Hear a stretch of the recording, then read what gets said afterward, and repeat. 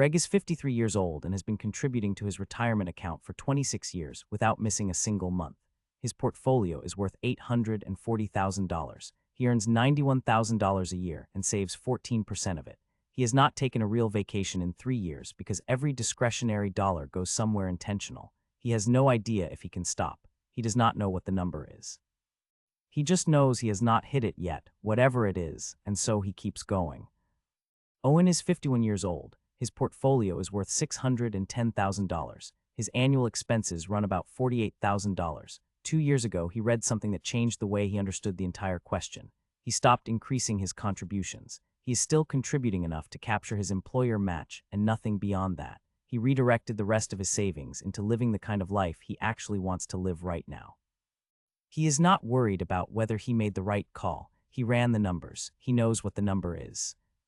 Greg and Owen will both likely be fine, but Greg has been paying an invisible tax for years, not a financial one, a time tax. Every month he saves beyond what the math requires is a month of his present life that he is trading for a future that is already mathematically secured. He does not know this because nobody gave him the formula. He was given the habit without the endpoint.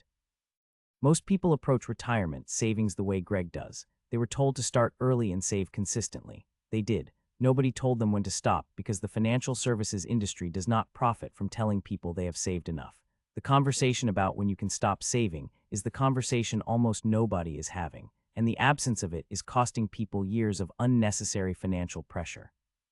To understand when you can stop, you need one formula and two variables. The formula is called the 4% rule, derived from the Trinity study published in 1998 and updated multiple times since, most recently through 2024.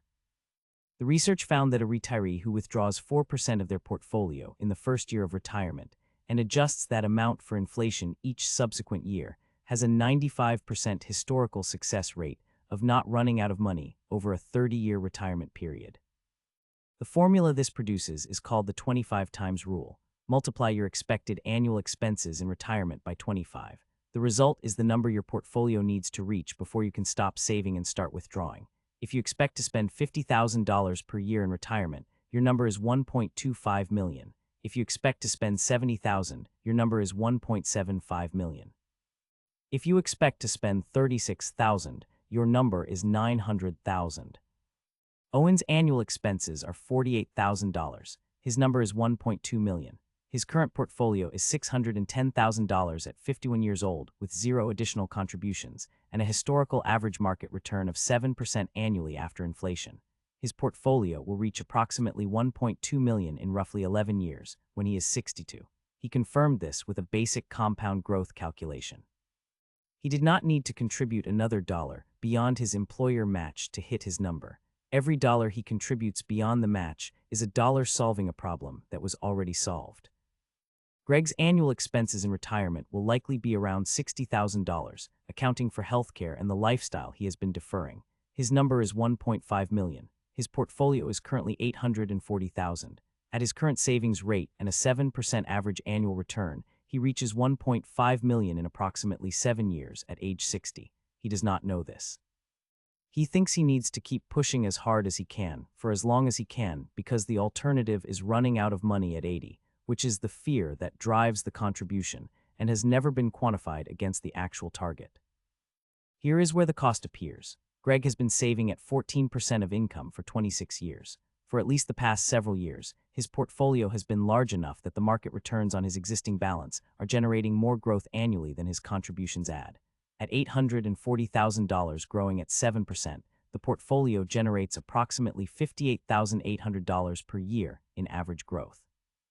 His annual contributions at 14% of $91,000 are approximately $12,740. The market is doing more than 4 times the work his contributions are doing. His contributions are not the engine of his retirement anymore. Time is. And the question of whether to contribute more is no longer a retirement security question. It is a question about what he wants his life to look like between now and 60. But the 25 times rule has exceptions that are important enough to change the answer for specific situations.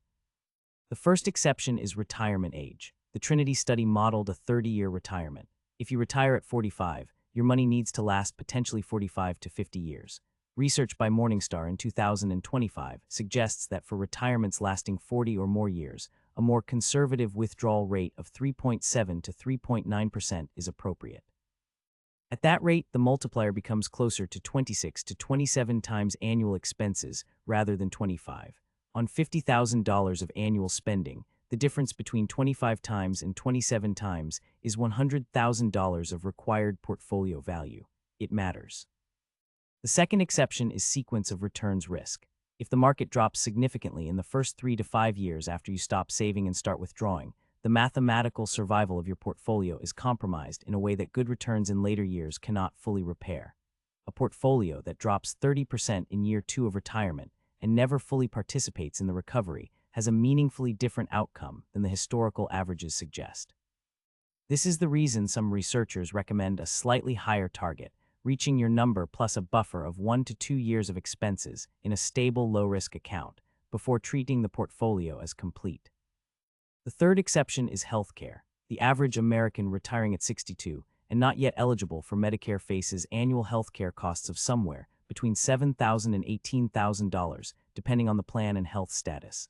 This cost is frequently underestimated in retirement projections because it is a category people are not yet paying directly during their working years when the employer absorbs most of it. If your retirement expense estimate does not include the full out-of-pocket cost of healthcare before Medicare eligibility, your number is too low. There's also a concept worth understanding that changes when the stopping point arrives for people with longer time horizons. It is called Coast Fire. The Coast Fire number is smaller than the full retirement number and represents the portfolio size at which, if you stopped contributing entirely and simply let the existing balance grow at historical market returns, you would reach your full retirement number by traditional retirement age without adding another dollar. At a 7% average annual return, money doubles approximately every 10 years. A Coast Fire calculation for someone who wants $1.2 million at 65 and is currently 35 would require approximately $300,000 today. With 30 years of compounding at 7%, $300,000 becomes approximately $1.1 million without a single additional contribution. The reason this matters is that reaching Coast Fire is achievable much earlier in a career than full financial independence, and arriving there gives you options that most people do not know they have. You can stop the aggressive saving. You can redirect the freed cash flow toward experiences, flexibility, or partial work you actually enjoy without putting retirement at risk. Now the fair defense, because there are real situations where stopping too early carries risks that the formula does not capture. If your income is variable or your employment is uncertain, reaching the mathematical number while carrying significant sequence of returns risk in an early retirement is not the same as reaching the number in a stable employment situation where you could return to work if the market cooperates badly. The 25 times rule assumes the portfolio is the only source of income from the day you stop. If you have Social Security, a pension, rental income, or any reliable income stream that covers part of your expenses, your required portfolio is smaller by a proportional amount. If your expected expenses are likely to change significantly in retirement, upward or downward, the number you calculate today may not reflect the number you actually need. Healthcare costs increase with age. Children become financially independent. Mortgages get paid off. Each of these shifts the calculation and makes the target a living estimate rather than a fixed destination. The real mistake is not saving too much or stopping too early. The real mistake is not knowing the number and therefore having no rational basis for either the saving or the stopping.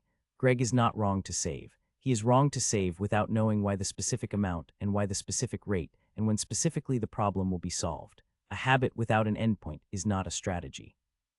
It is a way of managing anxiety by continuing to do the thing that has always felt like the responsible choice, even when the math has already answered the question. The next time you make a retirement contribution, ask yourself one thing: do you know your number? Not a general sense that more is better. The specific multiple of your specific annual expenses that represents the point at which the math says you have solved the problem, because that number exists. It is not mysterious, and until you know it, you are either undersaving toward an unknown target or oversaving past a target you already hit without realizing it. If this video gave you a framework for a question you have been managing with instinct, subscribe and hit the notification bell. Every week, we break down the real math behind the financial decisions that most people make without the numbers that would make those decisions correct. And the next video is going to look at what actually happens to people who retire with exactly the right number, and why the transition from saving to spending turns out to be a far more difficult psychological adjustment than any of the math prepared them for.